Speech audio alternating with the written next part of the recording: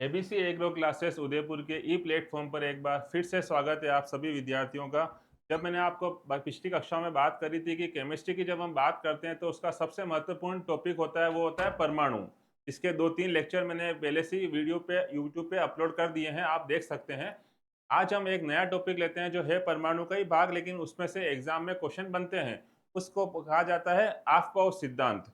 तो आज हम जो बात करेंगे वो एक बहुत महत्वपूर्ण टॉपिक है परमाणु का, जिसे कहा जाता है ऑफ-बाउ सिद्धांत। चलिए हम इसी के बारे में पूरी बात करते हैं। ऑफ-बाउ सिद्धांत ऑफ-बाउ सिद्धांत होता क्या है, इसी की सबसे पहले बात करेंगे। सबसे पहले तो याद रखिएगा ये जो शब्द है ऑफ-बाउ वो लिया गया है जर्मन भाषा से। ऑफ-बाउ शब्द की उत्पत्ति किस भाषा से हुई है? तो आपका आंसर होगा ये हुई है जर्मन भाषा से इस शब्द की उत्पत्ति हुई है, और इसका जो मतलब होता है, इसका मतलब होता है निर्माण करना। ऑफ-बाउ शब्द का मतलब होता है निर्माण करना, जिसे आप इंग्लिश में टू बिल्ड अप भी बोल सकते हो। टू बिल्ड अप मतलब बनाना, बिल्ड अप, या आप चाहो तो इसको टू कंस्ट्रक्ट। कंस्ट्रक्शन का मतलब होता है बनाना, आपको ध्यान है कंस्ट्रक्ट। तो देखिए सबसे पहला क्वेश्चन तो बनता है कि ऑफ-बाउ शब्द किस भाषा से लिया गया है, तो उसका आंसर है जर्मन भाषा से लिया गया है। और इसका मतलब क्या होता है, तो इसका मतलब होता है निर्माण करना। अब ये किसका निर्माण कर रहा है, ये जो पूरा सिद्धांत है वो सिद्धांत आधारित है इलेक्ट्रॉनिक विन्यास के आधार पर, कि किस तरह से इलेक्ट्रॉनिक विन्यास को हम बनाते हैं अलग अलग नियम को ध्यान में रख के। तो देखिए ऑफ-बाउ सिद्धांत की जब हम बात करते हैं तो इसमें 3 नियम आते हैं। उन तीनों नियमों की एक के बाद एक हम चर्चा करेंगे। सबसे पहला जो इसका नियम आता है वो है, इसे कहा जाता है पाउली का अपवर्जन सिद्धांत। तो देखिए पाउली ने क्या बोला था, पाउली ने एक स्टेटमेंट दिया था कि देखिएगा, किन्हीं 2 इलेक्ट्रॉन की चारों क्वांटम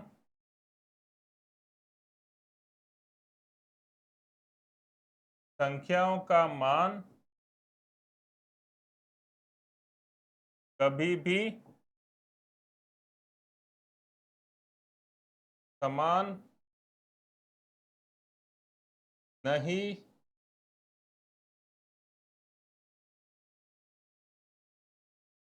हो सकता है।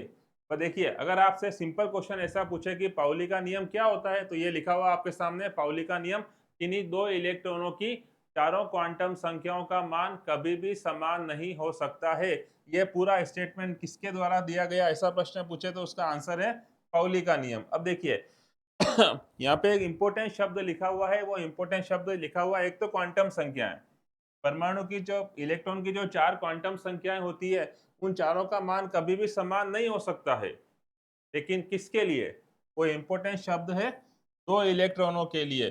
2 इलेक्ट्रॉनों के लिए कभी भी चारों क्वांटम संख्याओं का मान समान नहीं हो सकता है। मतलब इसका मतलब ये हुआ कि पाउली का नियम जब आप लागू करोगे तो उसके लिए न्यूनतम 2 इलेक्ट्रॉनों की आवश्यकता होगी, मतलब एक इलेक्ट्रॉन पे इसका नियम लागू नहीं होगा। अगर हम सिंपल सा क्वेश्चन की बात करें, हाइड्रोजन, हाइड्रोजन का आप लोग जानते हो, हाइड्रोजन का परमाणु क्रमांक होता है 1। इसका मतलब है उसके नाभिक में एक प्रोटॉन होगा और बाहर क्या होगा, एक इलेक्ट्रॉन होगा। तो एक इलेक्ट्रॉन है हाइड्रोजन के अंदर। अब देखिए यहाँ पे क्या लिखा हुआ है, 2 इलेक्ट्रॉन। इसका मतलब पाउली का नियम हाइड्रोजन से तो आरंभ नहीं हो सकता। क्यों? क्योंकि हाइड्रोजन में तो कितने इलेक्ट्रॉन है, एक, और यहाँ पे पाउली ने कितने इलेक्ट्रॉन का बोला है, 2। तो याद रखिएगा पाउली का नियम किस पर लागू नहीं होता है, तो उसका आंसर हो जाएगा हाइड्रोजन। इसका मतलब हुआ जहां जहां पे केवल एक इलेक्ट्रॉन है, उन सब जगह पाउली का नियम लागू नहीं होता है। बस ये नियम इतना सा समझने की बात थी कि पाउली का नियम 2 इलेक्ट्रॉन से आरंभ होता है, और उसका नियम बोलता क्या है कि उन 2 इलेक्ट्रॉनों की जब भी आप क्वांटम संख्या देखोगे तो उनकी चारों क्वांटम संख्याएं जो होती है, मुख्य, दिग्गशी, चुंबकीय और चक्रण, वो चारों कभी समान नहीं हो सकती। इसको ऐसे बोल सकते हैं कि एक समान हो सकती है, चलेगा, 2 समान हो सकती है वो भी चलेगा, 3 भी समान हो सकती है, लेकिन जब आप चौथी चक्रण संख्या को भी समान करना चाहोगे, वो चक्रण क्वांटम संख्या होती है, वो कभी भी 2 इलेक्ट्रॉनों की समान नहीं होती है। हमेशा याद रखिएगा, जो एक कक्षक होता है उसमें इलेक्ट्रॉन जो आते हैं उन दोनों की कौन सी क्वांटम संख्या अलग होती है? चक्रण क्वांटम संख्या। याद रखिएगा, इन्हीं 2 इलेक्ट्रॉनों की चक्रण क्वांटम संख्या कभी समान नहीं होगी। तो यही बात पाउली ने बोली थी कि जब आप कक्षकों में बात करते हो इलेक्ट्रॉनों को भरने की, तो जब आप 2 इलेक्ट्रॉन डालोगे उसके अंदर, तो उनकी मैक्सिमम अधिकतम 3 क्वांटम संख्या समान हो सकती है, लेकिन चौथी जो चक्रण है वो तो हमेशा 2 इलेक्ट्रॉनों का क्या होगा? अलग अलग होगा। यही बात आपको पाउली ने बोली। तो देखिए, किन्हीं 2 इलेक्ट्रॉनों की चारों क्वांटम संख्याओं का मान कभी भी समान नहीं हो सकता है, अधिक से अधिक 3 समान हो सकती है। चौथी चक्रण क्वांटम संख्या हमेशा 2 इलेक्ट्रॉनों की अलग अलग होगी। ये नियम है पाउली का, और ये हाइड्रोजन से लागू नहीं होता है, क्योंकि हाइड्रोजन में एक ही इलेक्ट्रॉन उपस्थित है। अब देखिए, मैंने आपको बताया अफवाह में 3 नियम आते हैं। दूसरे नियम की बात करते हैं। दूसरा नियम होता है हुंड का अधिकतम बहुलकता का नियम। अब देखिए, इसने क्या बोला था? इन्होंने ये बताया था, समान ऊर्जा स्तर वाले कक्षकों में जब इलेक्ट्रॉनों का युग्मन किया जाता है, जब इलेक्ट्रॉन का युग्मन, युग्मन का मतलब जोड़ा जाता है, युग्मन किया जाता है, तो पहले सभी कक्षकों को अयुग्मित किया जाता है। बताता हूं, एक सेकंड समझाता हूं। अयुग्मित किया जाता है,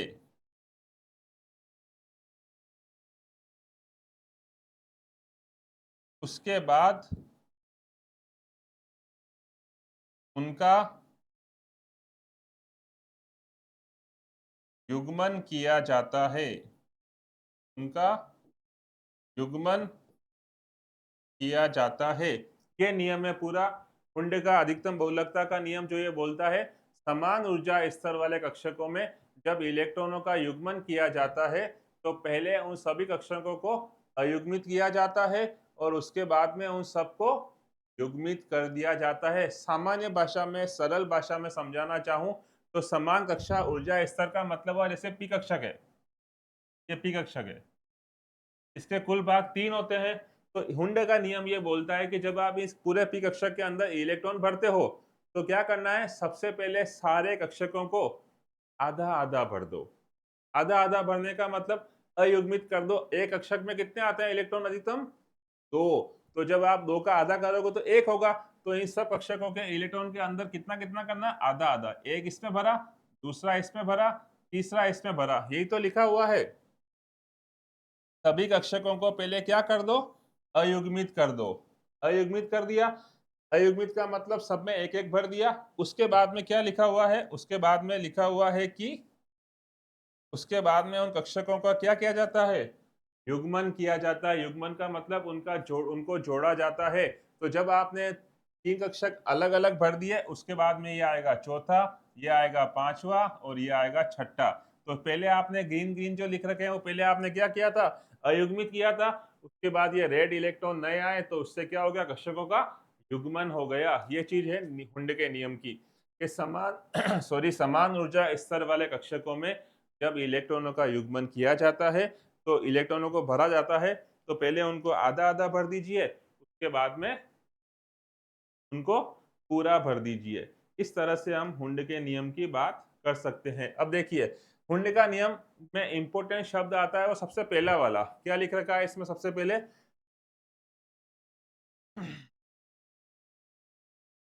समान ऊर्जा स्तर वाले कक्षक। इसका मतलब याद रखिएगा, ये तो है पी कक्षक, पी कक्षक। सेम ऐसा कक्षक एक और होता है जो आप जानते हैं, इसको बोलते हैं डी कक्षक। डी के कितने भाग होते हैं? 5। और तीसरा कक्षक एक और होता है जिसके भाग होते हैं 7।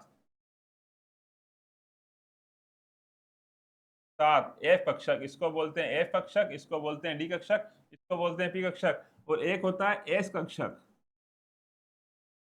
अब देखिए, जब आपसे पूछा जाए कि समान ऊर्जा स्तर वाले कक्षक इन चारों में से कौन से हैं, तो आप देखिए इसमें एक से ज्यादा भाग दिख रहे हैं, कोई तो आपस में समान होंगे, अकेला भाग किसके समान होगा? इस कारण से एस जो होता है वो समान ऊर्जा स्तर कक्षकों में शामिल नहीं होता है। उसमें कौन कौन से शामिल होंगे? एक तो पी कक्षक, एक डी कक्षक और एक एफ कक्षक। तो इसका मतलब हम इसे निकाल सकते हैं कि हुंड का नियम समान ऊर्जा स्तर कक्षकों की बात करता है। इसका मतलब वो किस पर लागू नहीं होगा? एस पर लागू नहीं होता है। ये आप याद रखिएगा। हुंड का नियम कहाँ पे लागू नहीं होता है? एस पे नहीं होगा, क्योंकि वो समान ऊर्जा स्तर वाला कक्षक नहीं है। कौन कौन है? पी है, डी है और एफ है। तो इन तीनों के ऊपर क्या लागू होगा? हुंड का अधिकतम बहुलकता का नियम। यह है पूरा हुंड का नियम। अब देखिए, जब हम हुंड के नियम की बात करते हैं तो याद रखिएगा, जब हम कक्षक भर रहे हैं, जैसे सपोज ये पी कक्षक है, ये 3 भाग होते हैं, ये डी कक्षक है, ये 5 भाग होते हैं। जब आप इन कक्षकों में इलेक्ट्रॉन भर रहे हो, तो अभी आपने जो नियम बताया था उसके हिसाब से आप क्या करोगे? क्या करेंगे? हाँ, सबको आधा आधा भरेंगे। तो देखिए, ये 1 भरा, ये 2 भरा और ये 3 भरे, ये हो गया आधे आधे अक्षक। इनको क्या बोलेंगे?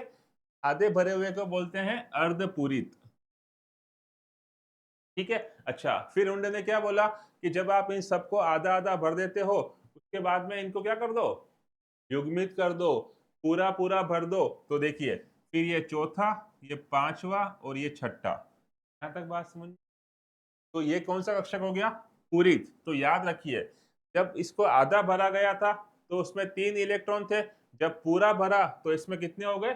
6 इलेक्ट्रॉन। सेम जब आप डी की बात करते हो, 1 2 3 4 ये 5, इसको बोलेंगे अर्धपूरित, आधे भरे हुए। सबके अंदर एक एक इलेक्ट्रॉन पूरा भर गया। उसके बाद में आप इसको क्या करोगे? युग्मित करोगे, 3 4 5। तो डी कक्षक के अंदर अधिकतम कितने हो गए? 10।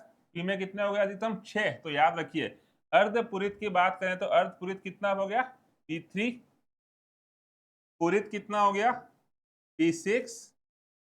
सेम अगर डी की बात करो तो डी में आधा कितना हो गया? D5, क्योंकि डी के कुल भाग 5 होते हैं, अधिकतम 10 आ सकते हैं, तो आधा कितना हो गया? 5। और डी का फुल कितना हो गया? डी का 10। सेम अगर आप एफ की बात करो तो एफ के कुल भाग 7 होते हैं, आपको बताया था अभी। एफ के कुल भाग कितने होते हैं? 7। 7। तो एफ के आधे कितना होगा? F7। और एफ का पूरा कितना हो जाएगा? F14। ये 3 चीजें आपको याद रखनी थी। इन तीनों को बोलते हैं अर्धपूरित और इन तीनों को बोलते हैं पूरित कक्षक। तो याद रखिएगा, जब कक्षकों के स्थायित्व का क्रम पूछें तो आप याद रखिए कि जिसमें कक्षक में इलेक्ट्रॉन पूरे भरे हुए हैं वो सबसे ज्यादा स्थायी होता है। तो इन दोनों में से अगर आपसे पूछे कि कौन ज्यादा स्थायी है, तो उसका आंसर है पूरित। प्रश्न कैसे आएगा? देखिए, P2, P3 और P6 के स्थायित्व का क्रम क्या होगा? स्थायित्व का क्रम क्या होगा? ये क्वेश्चन है आपके सामने। ठीक है। P3, P6, sorry P2, P3 और P6 को जब आप देखते हो तो P3 किस कैटेगरी में गया? अर्धपूरित। P6 किस कैटेगरी में गया? पूरित। तो देखिए, याद ये रखना है आपको, अर्धपूरित कौन कौन से हैं और पूरित कौन कौन से हैं। इसके अलावा कोई सा भी कक्षक मिलता है, जैसे यहाँ पे P2 है, तो इसको कहा जाएगा अपूर्ण। P2 का मतलब ये होता है, ये देखिए, ये 1 ये 2, ये कहाँ पूरा भरा हुआ है ना, आधा भरा हुआ है, तो इसे क्या कहा जाएगा? अपूर्ण। तो याद रखिएगा, जब भी सीक्वेंस पूछे तो उनकी सीक्वेंस इसी तरह से होगी। सबसे कम स्थायी होता है अपूर्ण, उससे ज्यादा स्थायी होता है अर्धपूर्ण, और उससे ज्यादा स्थायी होता है पूरी कक्षक। इस तरह से क्वेश्चन कोई सा भी आए तो आप कर सकते हो। सपोज क्वेश्चन आपको ये पूछा, F के ऊपर बात करें, क्वेश्चन अगर आपको ऐसा पूछा F5, F7 और F14, तो वो की हुई बात। F7 किस कैटेगरी में गया? अर्धपूरित। F14 किस कैटेगरी में गया? पूरित। और इसके अलावा कोई सा भी लिखा हुआ है तो वो सब किस कैटेगरी में जाएगा? अपूर्ण। तो इनका सीक्वेंस भी वही हो जाएगा। F5 से ज्यादा अधिक स्थायी होगा F7 और F7 से अधिक स्थायी होगा F14। इस तरह से एग्जाम में प्रश्न आता है अर्धपूरित और पूरित कक्षकों के स्थायित्व के ऊपर। उम्मीद करता हूं कि आपको ये समझ में आया होगा। अब देखिए नेक्स्ट बात करते हैं। एक नया नियम आता है, उसे बोलते हैं N+L का नियम। N का मतलब क्या होता है आप जानते हैं? N को बोलते हैं मुख्य क्वांटम संख्या,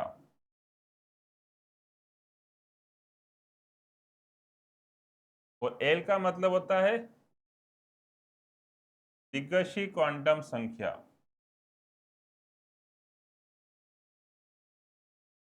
ये नियम क्या बोलता है फिर? N+L नियम जो होता है वो मेन मुख्य रूप से बनाया गया है इलेक्ट्रॉनिक विन्यास के लिए।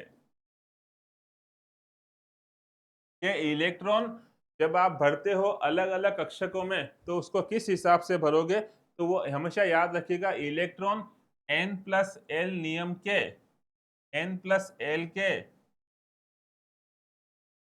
बढ़ते हुए क्रम में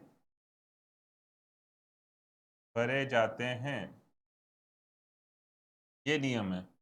N+L के मान जैसे जैसे बढ़ते जाएंगे उसी हिसाब से आप उन कक्षकों में इलेक्ट्रॉन बढ़ते जाओगे।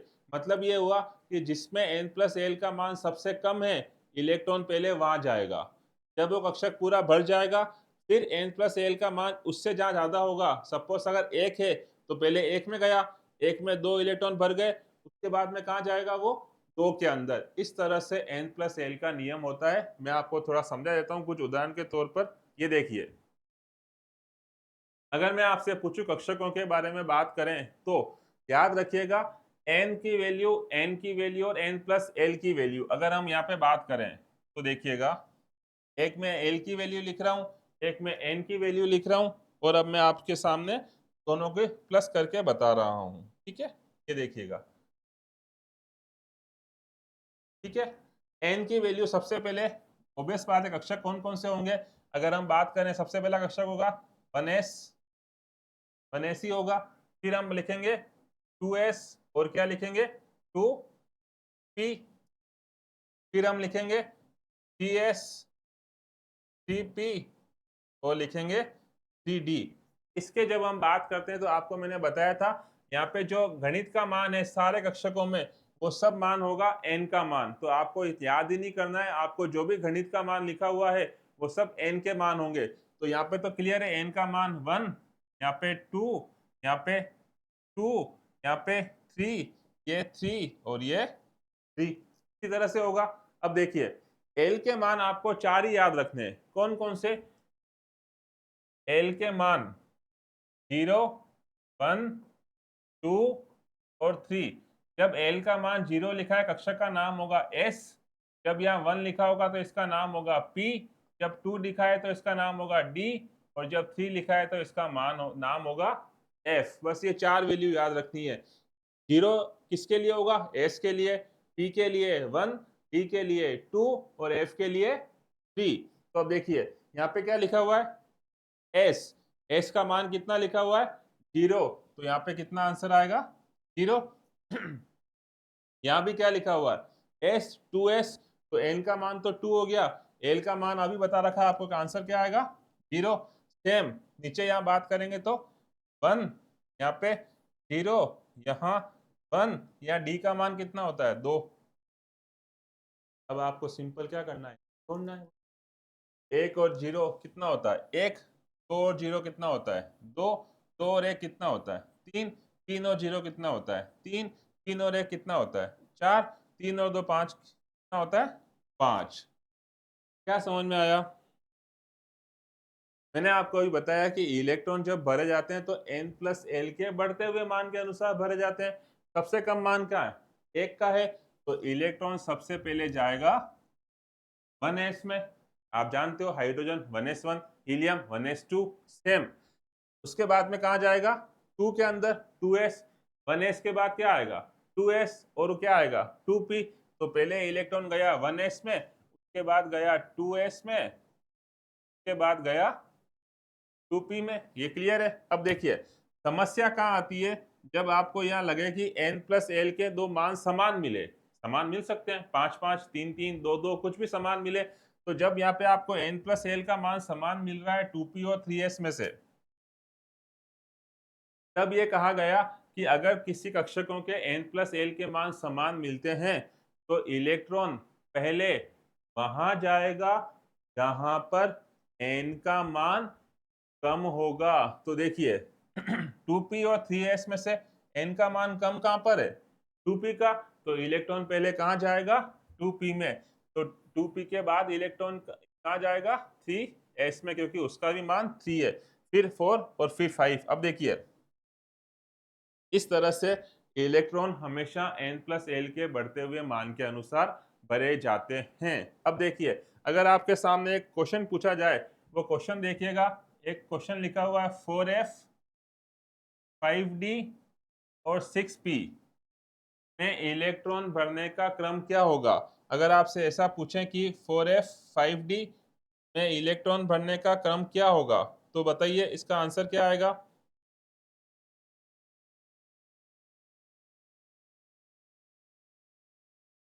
तो इसका आंसर आ जाएगा, देखिएगा n की वैल्यू लिखेंगे, फिर l की वैल्यू लिखेंगे और फिर n प्लस l लिखेंगे। तो देखिए n का मान तो आपको बताया मैंने, n का मान क्या होता है, जो गणित का मान है वही होता है।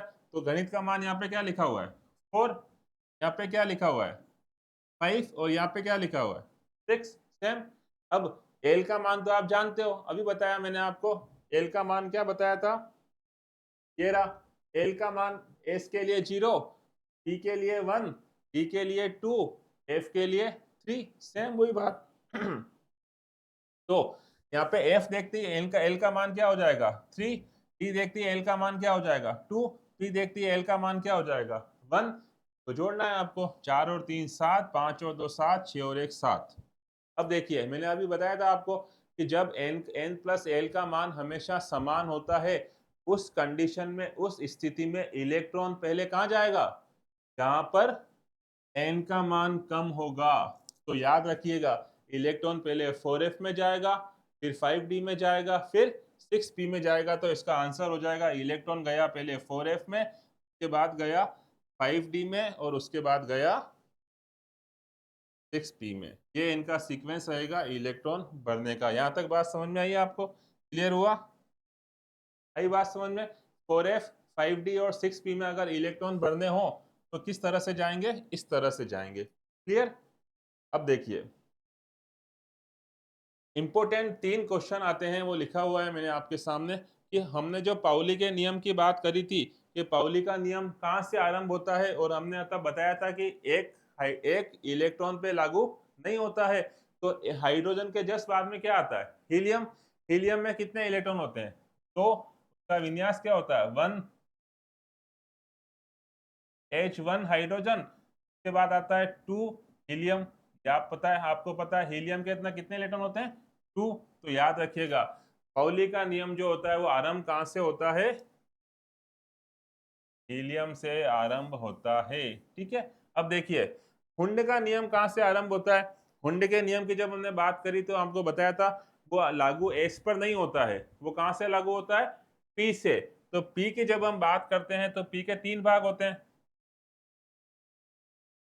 जब आपने यहाँ इलेक्ट्रॉन भरा तो आपने किसी नियम को ध्यान में नहीं रखा, क्योंकि इलेक्ट्रॉन तो यही आएगा, खाली जगह पड़ी थी। लेकिन जब आप दूसरा इलेक्ट्रॉन भरने यहाँ जाते हो तो वो यहाँ नहीं आएगा, वो कहाँ जाएगा कि आगे वाले कक्षक में। क्यों, क्योंकि हुंड ने बोला था। तो इलेक्ट्रॉन कहाँ आएगा यहाँ पे, ये नंबर होता है 6। 6 नंबर किसका होता है, परमाणु क्रमांक की जब हम बात करें, hydrogen, helium, lithium, beryllium, boron और 5 छठा आता है कार्बन। तो याद रखिएगा हुंड का नियम कहाँ से आरंभ हुआ, कार्बन से, ये आप याद रखिएगा। और कक्षकों के स्थायित्व का क्रम तो मैंने आपको बता दिया। सबसे पहले होगा अपूर्ण कक्षक, उसके बाद होगा अर्धपूर्ण कक्षक और उसके बाद होगा पूर्ण कक्षक। तो इस तरह से आपको इस पाउली के नियम के सारे इंपॉर्टेंट क्वेश्चन और सारे कंसेप्ट मैंने समझा दिए। उम्मीद करता हूँ कि आपको ये टॉपिक बहुत अच्छे से समझ में आया होगा। साथ ही साथ मैं आपको बता दूँ कि हमारे जेट सीयूटी के ऑफलाइन और ऑनलाइन क्रैश कोर्स के बैच आज से आरंभ हो गए हैं। तो जिस भी विद्यार्थी को इसमें रजिस्ट्रेशन कराना हो, वो संस्थान पर संपर्क कर सकता है। ये बैच हमारे ऑफलाइन और ऑनलाइन दोनों मोड पर उपलब्ध रहेंगे। बहुत बहुत धन्यवाद आपका।